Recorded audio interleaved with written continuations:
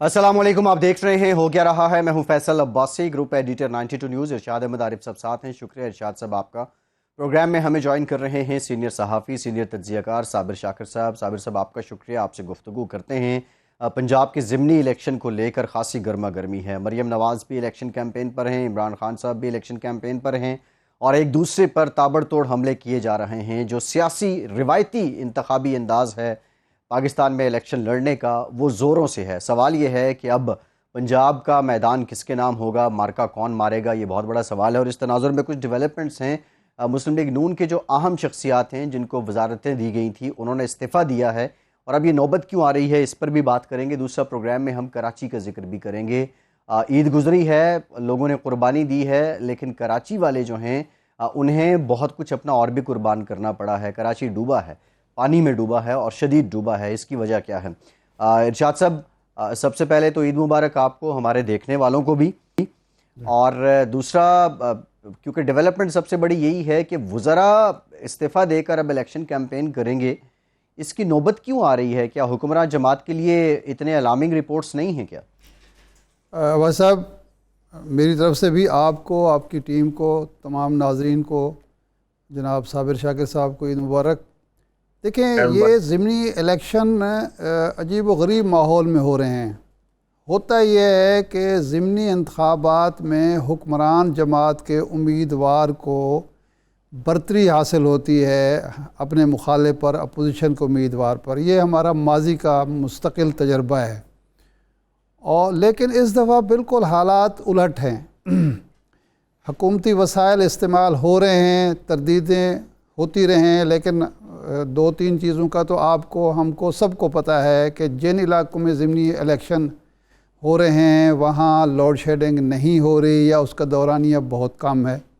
वहाँ election commission की तरफ से ऐलानात के बावजूद तरक्याती काम ज़ोर शोर से जारी हैं। सड़कें बन रही हैं, बाकी जो कुछ हो सकता है तरक्याती कामों के सिलसिले में वो भी जारी है। पुलिस और इंतज़ामिया का इस्तेमाल भी हो रहा है। अभी कल खान साहब मुजफ्फरगढ़ में थे, जतोई अलीपुर में थे। वहाँ मुझे मालूम है ज़ाती तौर पर, वो मेरा इलाका है, कि वहाँ मकवल और गुपांग और लगड़ियाल और फ़लाँ जो लोग मुतहर्रिक थे पीटीआई के हक़ में, उनको किस तरह से क्या क्या धमकी देकर पीछे हटाया गया है, घर में बिठाया गया है। किसी पर पानी चोरी का मुकदमा, किसी पर कोई प्लाज़ा, गैर कानूनी प्लाज़ा तामीर करने का मुकदमा, किसी पर कुछ और। इसके बावजूद जो सरकारी उम्मीदवार हैं वो खौफज़दा हैं। महंगाई का तूफ़ान जो आया है वो इस ज़िमनी इलेक्शन पर बहुत ज़्यादा असरअंदाज हो रहा है।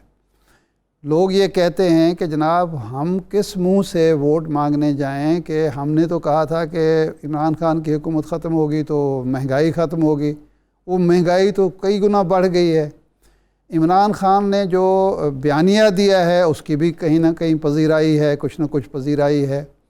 और एक मज़लूमियत का तासुर भी है जो जिन लोगों ने, अच्छा, अभी तक जितने सर्वे मेरे सामने आए हैं, बल्कि एक सर्वे जो है वो उस लिहाज से नीम सरकारी उसको कहना चाहिए, सब सर्वे रिपोर्टों में कमो बेश 15, 16, 14, 15, 16, 17 सीटों पर बरतरी है अपोजिशन को या तहरीक इंसाफ को।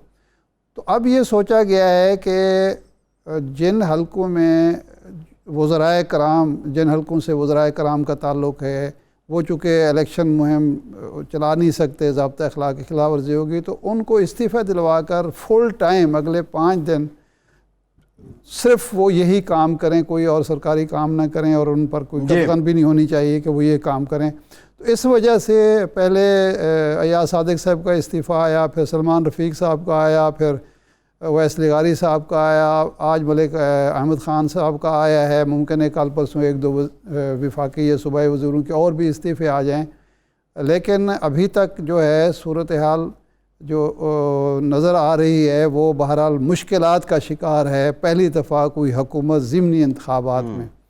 लेकिन मैं साबिर शाकिर साहब मौजूद हैं, उनकी भी बड़ी गहरी नज़र है, अगरचे इस वक्त वो मुल्क से बाहर बैठे हुए हैं, लेकिन उनके पास क्या तफसीलात हैं, کیا اطلاعات ہیں اور وہ اس ضمنی الیکشن کو کس انداز میں دیکھ رہے ہیں؟ اشار صاحب، ایک تو سب سے پہلے تو آپ کا شکریہ، سب کو عید مبارک، آپ کو، اہل وطن کو، اپنے ناظرین کو۔ دوسرا، ساری بات آپ نے جو کی ہے میں اس سے بات آگے شروع کروں گا، کیونکہ آپ نے ایک بہت اچھا نقشہ پیش کر دیا جو کہ اس وقت گراؤنڈ ریئلٹی ہے۔ اور بیسیکلی یہ جو ضمنی الیکشن ہے، یہ ضمنی الیکشن اب نہیں ہے، کیونکہ رجیم چینج آپریشن جو شروع کیا گیا تھا وہ ادھورا رہ گیا، اور اس میں کچھ ہرڈلز آ گئیں، اور ہرڈلز پنجاب میں زیادہ آ گئیں، اور پھر سپریم کورٹ آف پاکستان نے جو 63A کی تشریح کر دی، اور اس کے بعد کہانی مزید بگڑ گئی، اور جو اس وقت حکمراں اتحاد ہے اس کے لیے مشکلات پیدا ہو گئیں۔ الیکشن کمیشن آف پاکستان کی طرف آپ نے اشارہ کیا، وہ بدستور اپنا رول ادا کر رہا ہے، حکومت کے پلڑے میں اپنا وزن ڈال رہا ہے، لیکن وہ بھی مجبوراً اس کو بھی 5 سیٹوں کا نوٹیفیکیشن جاری کرنا پڑا۔ اب یہ ضمنی الیکشن نہیں ہے، یہ ضمنی الیکشن کیونکہ اب یہ ہے پوری کی پوری جو اس وقت گورنمنٹ ہے، حکمراں اتحاد، رجیم چینج آپریشن کے نتیجے میں آیا، اس کے مستقبل کا انحصار اس 17 جولائی کو ہے۔ اگر 17 جولائی کو فری اینڈ فیئر الیکشن ہوتے ہیں، اور جو رپورٹس آ رہی ہیں اب تک کی سرویز رپورٹس، اس میں پاکستان تحریک انصاف کمفرٹیبل انداز میں یہ الیکشن جیت جائے گی، اور پنجاب میں ان کی حکومت بن جائے گی۔ پنجاب میں حکومت اگر بنتی ہے تو اس کے بعد پھر مسلم لیگ نواز کے پاس کیا رہ جائے گا؟ مرکز خود بخود حرکت میں آئے گا۔ اور آپ نے اس سے پہلے دیکھا کہ چودھری شجاعت صاحب، چودھری پرویز الہی صاحب، ان کے درمیان اختلافات کی خبریں تھیں۔ اس عید پہ انہوں نے بھی ایک سیشن کیا گجرات میں، تمام چودھری برادران نے عید اکٹھے ادا کی، پھر وہاں پہ میڈیا سے گفتگو بھی کی، اور وہاں پہ بھی ری نیگوشیٹ اور ری وزٹ کیا جا رہا ہے اپنی پالیسیوں کو۔ تو 17 جولائی پہ سب کی نظریں ہیں۔ شاکر صاحب قطع والا معاف، چودھری خاندان سے آپ کے دیرینہ روابط ہیں، آپ میں جانتا ہوں، یہ کیا اطلاعات ہیں کہ اب یہ صرف دکھاوے کے لیے ملاقاتیں ہوئیں، مشترکہ پریس کانفرنس ہوئی، یا واقعتاً جو بچوں کے درمیان اختلافات ہیں جس میں بڑے بھی شریک ہو گئے تھے وہ بالکل ختم ہو گئے ہیں اور سیم پیج پہ ہیں؟ میرا اپنا خیال ہے جی کہ کیونکہ گراؤنڈ ریئلٹی اشاد صاحب یہ ہے کہ جیسے کہ آپ نے بھی بیان کیا کہ پاپولرٹی جو ہے وہ عمران خان صاحب کی طرف چلی گئی ہے۔ الیکشن لڑنا تھا مسلم لیگ نواز کے ساتھ، مسلم لیگ نواز کی جو پاپولرٹی ہے وہ ہمیں نظر آ رہی ہے۔ تو پھر پنجاب میں اگر گورنمنٹ بنانی ہے اور چودھری پرویز الہی صاحب پاکستان تحریک انصاف کے ہیں امیدوار وزارت اعلیٰ کے، تو ایسی صورت میں چودھری برادران کو اپنی صفوں میں بھی اتحاد برقرار رکھنا تھا۔ یہ پاسبل نہیں ہے کہ چودھری پرویز الہی صاحب مسلم لیگ کاف کے جو صدر ہیں پنجاب کے، وہ تو وزیر اعلیٰ ہوں پاکستان تحریک انصاف کے اتحادی، اور مرکز میں ان کے 2 ووٹوں کی وجہ سے شہباز شریف صاحب وزیر اعظم ہوں۔ تو یہ ممکن نہیں تھا، اس لیے اس کو ری وزٹ کیا ہے، اور ری وزٹ کرنے کے بعد جیسے یہ 17 جولائی کا رزلٹ آئے گا، اس کے بعد یہ سارا مرکز کی طرف رخ اختیار کرے۔ جی بس جی اچھا صابر صاحب، ایک اور بھی بڑا اہم معاملہ ہے، مریم نواز صاحبہ نے کہا کہ ہم ریلیف پیکج جو ہے وہ آج شہباز شریف صاحب اس کو اناؤنس کریں گے، تو اس سے کیا مراد لی جائے؟ جب ریلیف پیکج آئے گا تو obviously وہ سبسڈی ہوگی، تو IMF کے ساتھ جو معاملات تھے اب وہ نہ ہی سمجھی جائے؟ دیکھیں مسئلہ یہی ہے کہ ان سب کے ساتھ نا بہت بڑا ہاتھ ہو گیا ہے، اور جب آپ اپنے ایجنڈے پہ نہ ہوں اور خود فیصلے نہ کریں، اور ایک ہی جو سکرپٹ ہے، کسی کے پاس ایک سکرپٹ تھا، کسی کے پاس دوسرا تھا، کوئی تیسرا تھا، جب مختلف سکرپٹ ہوں اور ایک دوسرے کے ساتھ شیئر بھی نہ کیا جائے، اور ایک آپ اس طرح سے ڈیسیشن لیں، وہ سارے کے سارے اب الٹے پڑ گئے ہیں۔ IMF کے ساتھ مذاکرات جن وجوہات کی بنا پر ڈونلڈ کی باتیں مان کے یہاں پہ RCO کیا گیا، رجیم چینج آپریشن، اس میں نہ ہمارا رشیا کے ساتھ تعلقات رہے۔ چائنا کے وزیر خارجہ کا سٹیٹمنٹ آپ نے سن لیا کہ انہوں نے کیا کہا ہے کہ ایشیائی ممالک جو ہیں وہ مغربی جو ان کا پریشر ہے وہ قبول نہ کریں، ان کے اعلی کار نہ بنیں، وہ واضح طور پہ ہے. چائنا ہم سے ناراض ہو گیا, روس سے ہم دور ہو گئے, ریجنل بلاک بن رہا تھا, اس کے اہم ترین پلیئر تھے ہم, اس سے ہم آؤٹ ہو گئے. چائنا میں اہم ترین ایک سیمینار, ایک کانفرنس ہوتی ہے, اس میں مودی آتا ہے لیکن ہم نہیں ہوتے. تو یہ تو ہے ایکسٹرنل. انٹرنل آپ دیکھ لیں کتنی باتیں مانی جا چکی ہیں آئی ایم ایف کی, وہ سب کی سب باتیں ماننے کے بعد اب شرط کیا ہے؟ شرط یہ تھی نہیں کہ آپ نے پیٹرول بڑھانا ہے, سبسڈی دینی ہے, نہیں دینی. اصل ان کا ہدف دوسرا تھا. اب وہ مانگ رہے ہیں آپ سے سی پیک کی ڈیٹیلز. اب وہ آپ سے مانگ رہے ہیں چائنا کے ساتھ جتنی بھی آپ کی انگیجمنٹس ہیں, اکنامک ہیں اور کمرشل لونز ہیں, دیگر ہیں, وہ ساری کی ساری ڈیٹیلز آپ سے مانگ رہے ہیں. وہ کہتے ہیں وہ ہمارے سامنے رکھیں کیا کیا آپ نے کیا کس بنیاد پہ آگے بڑھ رہے ہیں, اور اس پہ نہ صرف ڈیٹیلز مانگ رہے ہیں بلکہ اس پہ فل سٹاپ کا بھی کہہ رہے ہیں. تو جب اس حد تک, اس سے آگے پھر اگلا کیا کام کریں گے؟ اس سے آگے وہ آپ سے ڈیفنس بجٹ مانگیں گے اور ڈیفنس بجٹ کی ڈیٹیلز آپ سے مانگیں گے. یہ آہستہ آہستہ انکروچمنٹ ان کی بڑھتی جا رہی ہے. اس لیے اب مجھے نہیں لگتا, وہ شوکت ترین صاحب نے صحیح کہا تھا کہ کئی ہفتے لگ سکتے ہیں. جب یہ خوشخبری سنائی جا رہی تھی پاکستان میں, مفتاح اسماعیل صاحب دے رہے تھے وزیر خزانہ کے جناب بس بجٹ جیسے ہی اپروو ہوگا 28 جولائی کو, 30 جولائی کو قسط, 30 جون کو قسط آ جائے گی پہلی $1 ارب کی. تو شوکت ترین صاحب نے کہا تھا کہ ہنوز دلی دورست, ابھی کئی ہفتے لگیں گے. اس لیے شاکر صاحب, جناب رانا ثناء اللہ صاحب کہتے ہیں کہ آئی ایم ایف نے ہمیں تگنی کا ناچ نچا دیا, ناک سے لکیریں نکلوا دیں, ہم نے وہ شرطیں بھی پوری کر دیں جو نہیں کرنی چاہیے تھی. تو اس کے بعد بھی کوئی آئی ایم ایف کی شرطیں موجود ہیں جو آپ کہہ رہے ہیں ڈیفنس بجٹ کے حوالے سے یا سی پیک کے حوالے سے؟ وہ تو کہتے ہیں ہم ساری شرطیں پوری کر چکے ہیں, پھر بھی ناک سے لکیریں نکلوا رہے ہیں. یہ وہی شرطیں تھیں جو کہ بظاہر نظر آ رہی تھیں جی. بظاہر روس پہ جانے پہ کیوں مسئلہ تھا؟ عمران خان صاحب کی حکومت نے جو آئل پرائسز فکس کر دی تھی 30 جون تک, وہ اسی لیے تھی کہ وہ متبادل ارینجمنٹ رشیا کے ساتھ کر رہے تھے, جو انڈیا نے اویل کیا اور جو بنگلہ دیش نے اویل کیا. وہ ارینجمنٹس ہو رہی تھیں کہ 30% ڈسکاؤنٹ پہ ہمیں فیول ملے گا. آئی ایم ایف کی جب اگلی نیگوسیشنز ہوں گی جو اس وقت مسلم لیگ نواز کر رہی ہے, اس سے پہلے ہم کمفرٹیبل زون میں آ چکے ہوں گے. اور بہت سارے ہمارا جو اصل تو تھا نا ان کا کہ جی آپ یہ پیسے واپس کیسے کریں گے, آپ کے ٹیکس کلیکشن وہ تھا. تو وہ جب ساری چیزیں انہوں نے دینی تھی کہ ہمارے پاس سفیشینٹ موجود ہے کیپٹل, تو اس لیے, لیکن وہ سارے کا سارا جب ریورس گیئر لگا اور رشیا کا معاملہ اور پھر آر سی او شروع ہو گیا, تو اس کے بعد یہ ساری چیزیں بگڑ گئیں.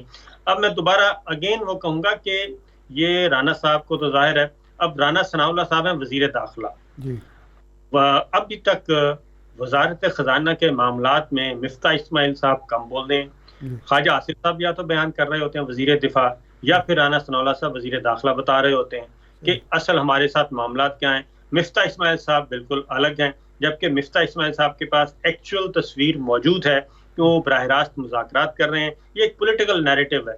ان فیکٹ وہ کیا مانگ رہے ہیں, بلکہ یہ بھی میں نے ایک بہت ہی کیا کہنا چاہیے ایکسٹریم کانسپیریسی کے آئی ایم ایف کے ساتھ یہ مذاکرات ہو بھی رہے ہیں یا نہیں, کہ پیسے دیں یا ابھی مزید شرائط پوری کرنے کے لیے یہ سارا دباؤ ڈالا جا رہا ہے. تو یہ ایک چھوٹا سا نہیں ہے ارشاد صاحب, پروجیکٹ کافی بڑا ہے, تو ابھی سمجھنے میں کافی ٹائم لگے گا اس کو. نہیں, لیکن یہ جو آپ فرما رہے ہیں چودھری برادران کی صلح ہوگی کہ جناب پرویز الہی صاحب وزیر اعلیٰ بن رہے ہیں, اگر ان کو چودھری خاندان کو یہ یقین ہے کہ وہ وزیر اعلیٰ بن رہے ہیں اور الیکشن میں دھاندلی نہیں ہوگی, لیکن اگر وہ وزیر اعلیٰ بن جاتے ہیں تو پھر تو بوجھ خاصا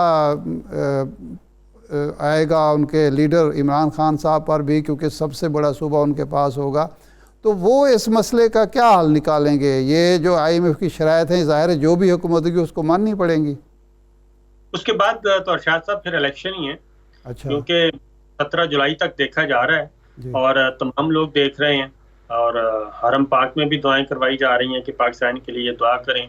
تو اس کا مطلب یہی ہے کہ اگر پنجاب نکل گیا تو پھر تو فیڈرل گورنمنٹ ان کے پاس, پھر تو اصل میں یہ ساری ہینڈ تو شریف فیملی کے ساتھ ہوا ہے نا.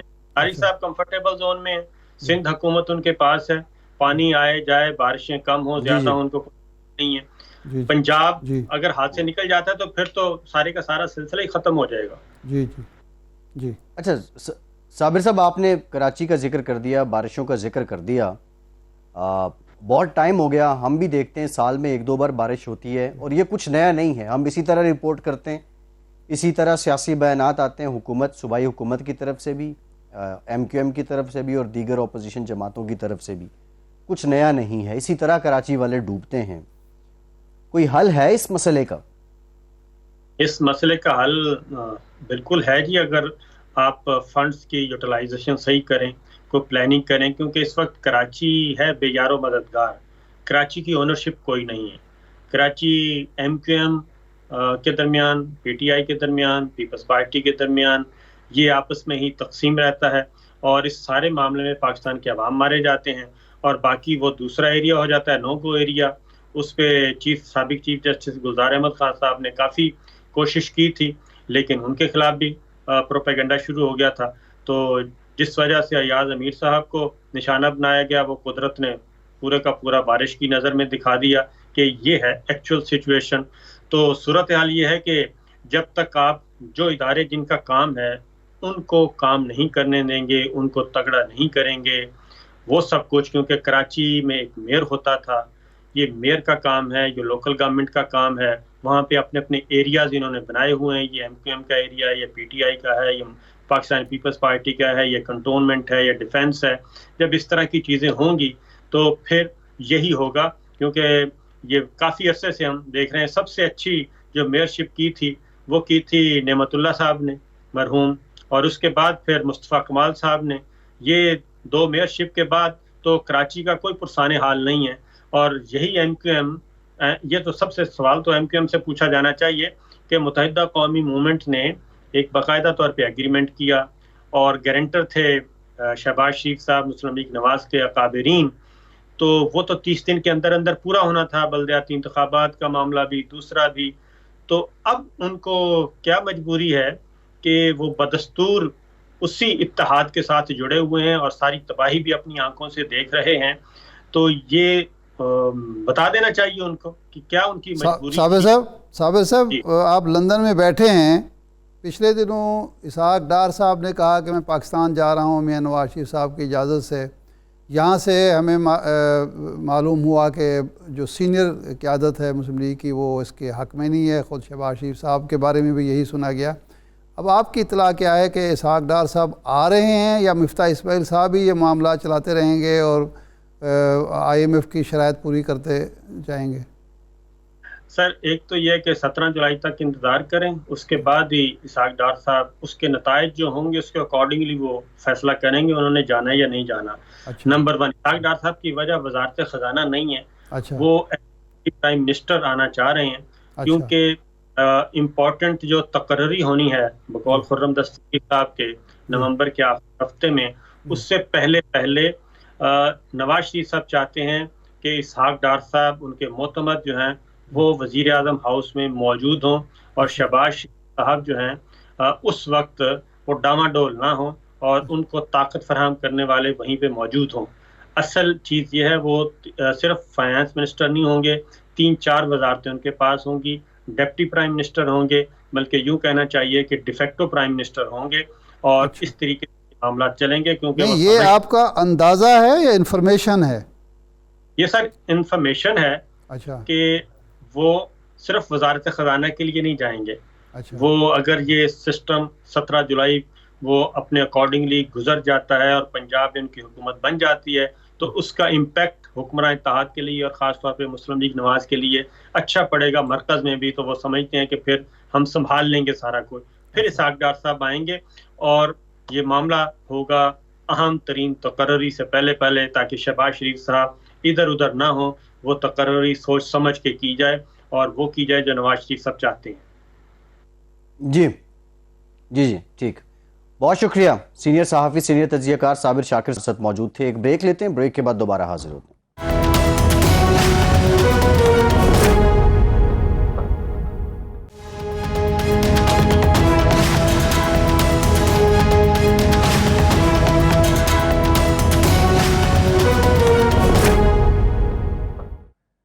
بریک کے بعد ایک بار پھر سے آپ کو خوش آمدید کہیں گے ارشاد صاحب. جو مریم نواز صاحبہ نے کہا کہ وزیر اعظم آج شام ریلیف پیکج دیں گے، متوقع طور پہ کیا ہے؟ پیٹرولیم مصنوعات کی قیمتیں کم ہو جائیں گی، یا ایڈیبل آئل کی قیمت کو فکس کر دیا جائے گا، یا آٹے پہ مزید سبسڈی دے دی جائے گی؟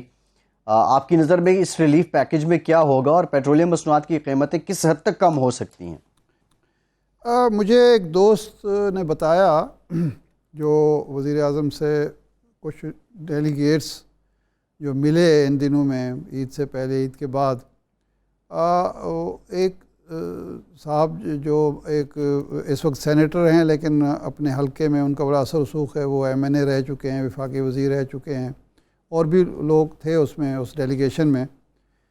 تو میاں صاحب نے، میاں شہباز شریف صاحب نے کہا کہ آپ حلقے میں متحرک ہوں اور ضمنی الیکشن جیتنا ہے، ہمارے لیے زندگی موت کا مسئلہ ہے. تو انہوں نے کہا کہ میاں صاحب ہم کس منہ سے عوام میں جائیں یا ووٹروں سے ووٹ مانگیں؟ اتنی مہنگائی ہے شدید، نہ شہری خوش ہے نہ دیہاتی خوش ہے، ٹرانسپورٹ کا ایشو ہے، ڈیزل پر جو چلتے ہیں، ٹریکٹر چلتے ہیں، ٹیوب ویل چلتے ہیں، وہ ہی نہیں چل سکتے، لوگوں کا آنا جانا مشکل ہو گیا ہے، موٹر سائیکل کوئی نہیں چلا سکتا. تو ایسی صورت میں ہم کیا کرنے جائیں؟ اور باقی اشیاء خورنوش کی جو مہنگائی ہے. تو انہوں نے تجویز دی اور لوگوں نے بھی تجویز دی، لیکن انہوں نے کہا، میں نے کہا کہ پیٹرول کی قیمتیں کم کریں. انہوں نے کہا وہ 15 تاریخ کو انشاءاللہ ہم کچھ نہ کچھ کریں گے. انہوں نے کہا نہیں، 15 تاریخ بہت لیٹ ہو جائے گی، اگر آپ نے کرنی ہے تو اس سے پہلے کریں. اور یہ 10-12 روپے کا یا 8 روپے کا فرق نہیں ہونا چاہیے. آپ نے پیٹرول کی قیمت میں 100 روپے اضافہ کیا ہے اور ڈیزل قیمت میں 133 روپے اضافہ کیا ہے، تو یہ اضافہ کمی جو ہے کم از کم، چونکہ ویسے بنتی بھی ایسی ہے کہ تقریباً کم و بیش $20 سے $25 کم ہوا ہے. اس وقت جب آپ نے قیمتیں بڑھائی تھیں تو اس وقت سے اب تک $20 سے $25 کم ہوا ہے. تو کم از کم 60-70 روپے کی کمی آپ کریں گے تو پھر ہی کوئی بات بنے گی. تو اب مجھے معلوم نہیں کہ میاں صاحب نے کیا فیصلہ کیا ہے، لیکن مریم بی بی جو کہہ رہی ہیں لگتا یوں ہے کہ یہ کوئی ایک معقول کمی کریں گے تاکہ الیکشن جیتے جا سکیں. لیکن سوال یہ ہے کہ اگر یہ ضمنی الیکشن جیتنے کے لیے آپ پیٹرول کی قیمتیں، ڈیزل کی قیمتیں کم کرتے ہیں، بجلی کی قیمتیں کم کرتے ہیں، کوئی آٹے پر سبسڈی دیتے ہیں، تو یہ IMF کو قابل قبول ہوگا؟ IMF تو پہلے ہی بقول رانا ثناء اللہ صاحب کے ہمیں تگنی کا ناچ نچوا رہا ہے اور اس نے ہماری ناک سے لکیریں نکلوائی ہیں. تو کیا وہ یہ برداشت کرے گا کہ جی آپ، ہم ابھی جائزہ رپورٹ جو ہے وہ فائنل نہیں کر پائے اور آپ نے پھر خلاف ورزی شروع کر دی؟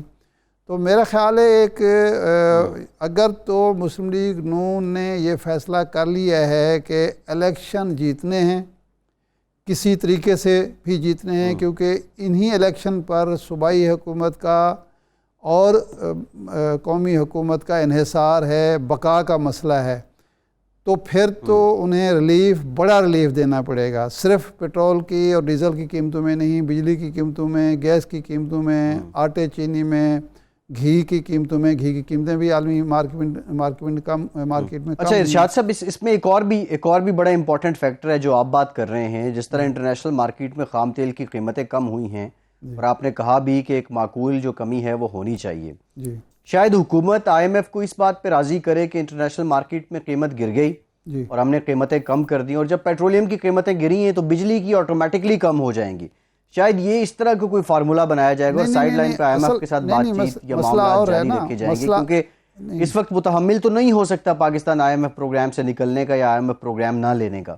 ایشو صرف عالمی مارکیٹ کا نہیں ہے، اگر ہوتا تو وہ تو آسان تھا. ایشو یہ ہے کہ آپ نے PDL لگانی ہے، ڈیولپمنٹ لیوی جو ہے وہ لگانی ہے 50 روپے، جس میں سے 10 روپے ابھی لگیں، 40 روپے وہ رہتے ہیں، اور آپ نے سیل ٹیکس 11% وہ لگانی ہے. IMF سے جب ہم بات کریں گے وہ کہیں گے کہ اس کی بجائے یہ تو لگائیں نا، تو ایک وہ بھی مشکل ہے. لیکن اگر حکومت کرتی ہے عوام کے مفاد میں تو ظاہر بات ہے وہ سٹینڈ لے سکتی ہے. آخر عمران خان نے بھی تو سٹینڈ لیا تھا کہ جی میں تو 150 پہ فکس کر رہا ہوں. ارشاد صاحب اس پہ ذرا ہم ڈیٹیل بات بھی کرتے ہیں. ہمیں وسیم اختر صاحب نے جوائن کر لیا ہے، MQM کے سینئر رہنما ہیں، سابق میئر کراچی ہیں. بہت شکریہ وسیم اختر صاحب آپ کے وقت کا. وسیم صاحب، کراچی میں سال میں 1 یا 2 بار بارش ہوتی ہے اور جو کراچی والوں کا دکھ ہے وہ ہر سال جوان ہو جاتا ہے. یہ کچھ نیا نہیں ہے جو اب ہو رہا ہے. یہ ایک روایتی کیوں بن گئی ہے وسیم صاحب؟ آپ بھی بیانات دے دیتے ہیں پھر اس کے بعد معاملات ٹھنڈے ہو جاتے ہیں. کوئی حل ہے اس مسئلے کا؟ جی تھینک یو، بڑا اچھا سوال کیا آپ نے. اس مسئلے کا حل بالکل ہے. پہلی تو اسپرٹ ہونی چاہیے اور نیت ہونی چاہیے کہ یہ کام کرنا ہے.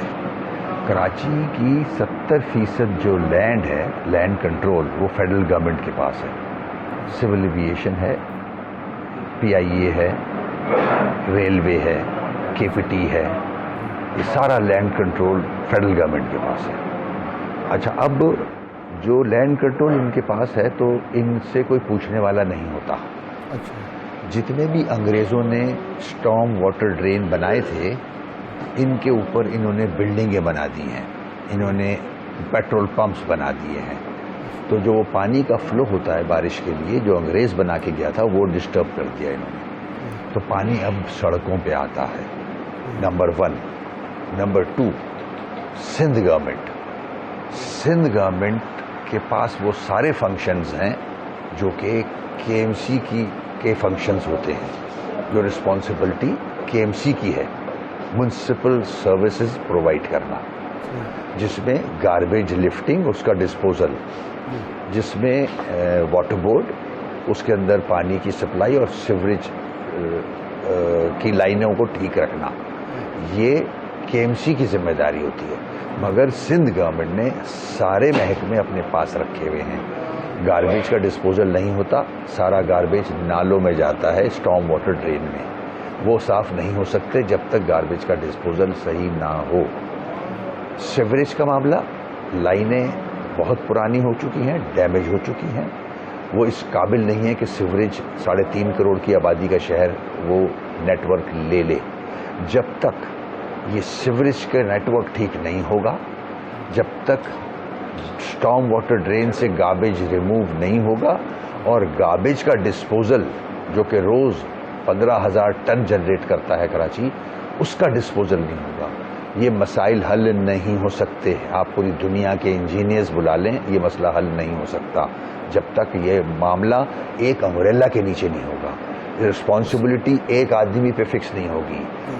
یہ authority along with financial power, administrative power, Waseem صاحب ایک اتھارٹی کے پاس ہونی چاہیے. وسیم یہاں بھائی، بٹا ہوا ہے پورا. وسیم بھائی، یہ جو مسائل حل نہیں ہوئے، وفاقی حکومت نے حل نہیں کیے، صوبائی حکومت نے حل نہیں کیے، یہ نیت کی خرابی ہے یا ارادہ ہی نہیں ہے، کرنا ہی نہیں چاہتے یہ، یا نالائکی ہے؟ ساری چیزیں ہیں. جو تینوں چیزیں آپ نے بولی، یہ تینوں چیزیں ہیں. یعنی مرکزی حکومت اور صوبائی حکومت کی نالائکی بھی ہے اور نااہلی بھی ہے اور ساتھ ساتھ نیت کی خرابی بھی ہے. اس وقت تو آپ اتحادی ہیں صوبائی حکومت کے بھی اور قومی کے بھی. سنیں جی جی جی کراچی سے جب ٹیکس کلیکٹ ہوتا ہے تو سندھ گورنمنٹ بڑا کریڈٹ لیتی ہے اس کا اچھا کہ ہم نے پچھلے سال کا ریکارڈ بھی توڑ دیا. مگر کراچی کا آدمی یہ پوچھتا ہے ان سے کہ وہ جو ٹیکس ہے وہ یہاں لگاتے کیوں نہیں ہو.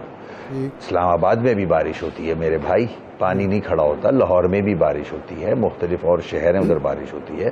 کراچی میں جو بارش ہوتی ہے اس میں اموات ہوتی ہیں، املاک کا نقصان ہوتا ہے. موٹر سائیکلیں سب تباہ ہو گئی ہیں، لڑکوں کی گاڑیاں تباہ ہو گئی ہیں. جہاز PIA کا کیسے لینڈ کرتا ہے. آپ اچھا، قطع کلامی کی معافی، یہیں سے گفتگو کا سلسلہ جوڑیں گے. ایک بریک لیتے ہیں، بریک کے بعد دوبارہ حاضر ہوتے ہیں.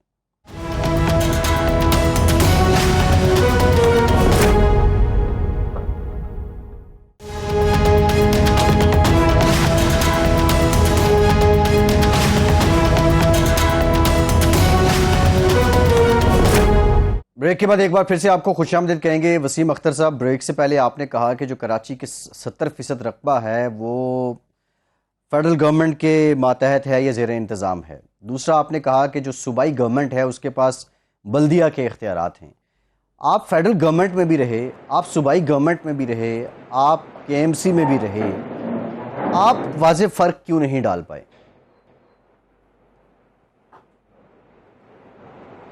جب تک ایڈمنسٹریٹو پاورز اور فائنینشیل پاورز نہیں دیے جائیں گے اور یہ سارے ڈپارٹمنٹس ایک امبریلا کے نیچے نہیں ہوں گے، کوئی بھی کچھ نہیں کر سکتا۔ میں 4 سال آواز بلند کرتا رہا، مجھے اختیارات اور فنڈز نہیں دیے گئے، میں کورٹس میں گیا، سپریم کورٹ کا فیصلہ آ گیا ہے، گلزار صاحب نے فیصلہ دے دیا ہے کہ یہ سارے ڈپارٹمنٹس کاؤنسل کے ماتحت کر دیے جائیں، جو کہ ابھی تک امپلیمنٹ نہیں ہو رہے۔ تو جب تک یہ نہیں ہوگا مسائل جو کہ تو رہیں گے بلکہ اور مزید بڑھیں گے۔ اچھا وسیم صاحب، آپ نے یہ کہا آج کہ کراچی کو تباہ کر کے رکھ دیا گیا ہے، آپ اس اتحاد کا حصہ ہیں جو سندھ میں حکمران ہے، مرکز میں حکمران ہے، تو آپ کی کوئی بات مانی نہیں گئی، ماضی میں آپ کو اختیارات نہیں ملے، جو معاہدہ ہوا میرا نہیں خیال کہ اس پر عمل درآمد ہوا ہو، تو پھر آپ کب تک اس اتحاد کا حصہ رہیں گے؟ ہم پوری کوشش کر رہے ہیں کہ اپنے اثر کو استعمال کریں، فیڈرل گورنمنٹ سے یہ مسائل حل کروائیں، صوبائی حکومت سے مسائل حل کروائیں۔ ہم نیک نیتی سے کام کر رہے ہیں، عوام دیکھ رہی ہے، ان کی ذمہ داری بنتی ہے جن کے پاس سارے اختیارات ہیں کہ یہ مسائل حل کریں۔ اچھا گورنر آپ کا لگنا تھا، نسرین جلیل صاحبہ کا آپ نے نام دیا، بڑا نام ہے، ابھی تک ان کی حل برداری نہیں ہوئی، تو کیا رکاوٹ ہے اور کون رکاوٹ ہے؟ میں تو سمجھتا ہوں کہ یہ سوال جو ہے وہ فیڈرل گورنمنٹ سے کیا جائے تو زیادہ بہتر ہے۔ نہیں لیکن آپ کو بھی بتایا کوئی مجبوری بیان تو کی گئی ہوگی نا؟ کچھ ایسے رولز بن گئے ہیں کہ جو ادارے ہیں وہ کلیئر کرتے ہیں، تو میرے خیال میں اس پروسیس میں ہوگا کہیں، جی میرے پاس علم ہے۔ اچھا، یعنی نسرین جلیل صاحبہ کا نام ابھی کلیئر نہیں ہو رہا، این او سی نہیں مل رہا؟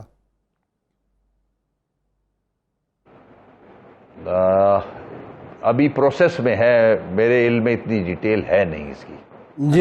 جی اچھا، اب یہ آج کی اچھا وسیم صاحب، کل کی بارش کے بعد یہ پچھلے سال بھی یہی ہوا، اس سے پچھلے سال بھی ہم دیکھ رہے ہیں، ہر دفعہ یہ بڑھتا چلا جا رہا ہے، تباہی کا جو ہے عمل ہے وہ بڑھتا چلا جا رہا ہے، اموات بھی زیادہ ہو جاتی ہیں، نقصان بھی، اس دفعہ تو مارکیٹیں تباہ ہو گئی ہیں۔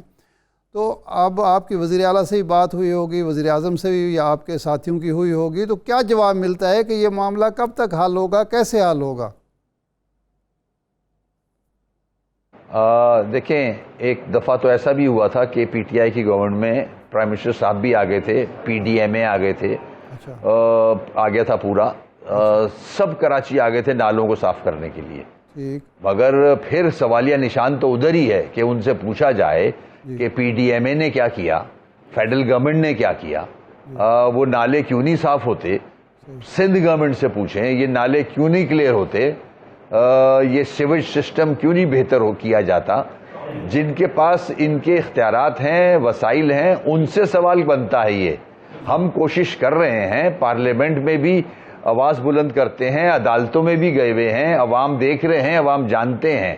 ہمارے پاس جو مینڈیٹ ہے اس مینڈیٹ کو ہم استعمال کرتے ہوئے پریشرائز کر رہے ہیں گورنمنٹس کو کہ یہ مسائل حل کریں، یہ عوام کے مسائل ہیں۔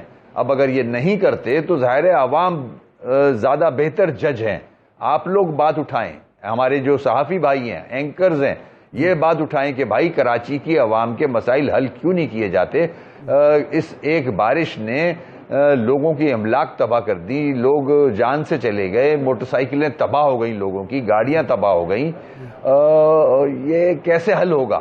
یہ ایسے حل نہیں ہوگا کہ چیف ایگزیکٹو ایک شارع فیصل کا وزٹ کرے اور بس کافی ہے اتنا، یا میری اطلاع کے مطابق کچھ ذمہ دار آج ہیلی کاپٹر پہ کراچی کے اوپر پھر رہے ہیں، سارے صحافیوں کو لے کے دکھانے کے لیے کراچی کو۔ اچھا، یہ آپ کے شاید علم میں ہوگا۔ اچھا یہ فرمائیں کہ آپ کے علم میں ہے؟ نہیں، میرے کم از کم علم میں نہیں ہے جی۔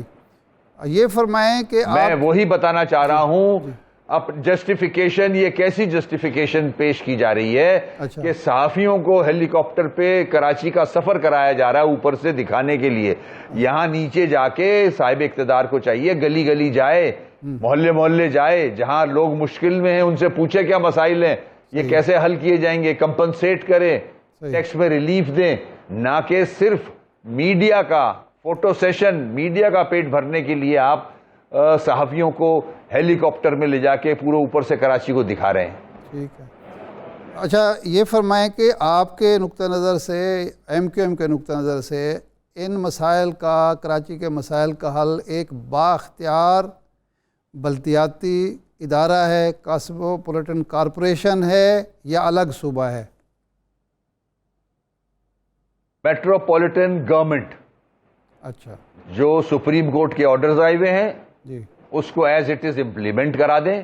آرٹیکل 140 یہ کہتا ہے ایڈمنسٹریٹو پاور, فائنینشیل پاور نچلی سطح تک جائیں, جیسے کہ پیپلز پارٹی نے 18ویں امینڈمنٹ کے بعد فیڈرل گورنمنٹ سے محکمے اپنے پاس لے لیے, اس میں ایڈمنسٹریٹو پاور بھی لیا, فائنینشیل پاور بھی لیا, اور آج صوبے مضبوط ہیں. اسی طرح یہ اختیارات نچلی سطح پہ دینے کی ذمہ داری صوبائی حکومتوں کی ہے. اگر یہ کر دیں گے, بلدیاتی اداروں کو مضبوط کریں گے, یہ مسائل حل ہو جائیں گے.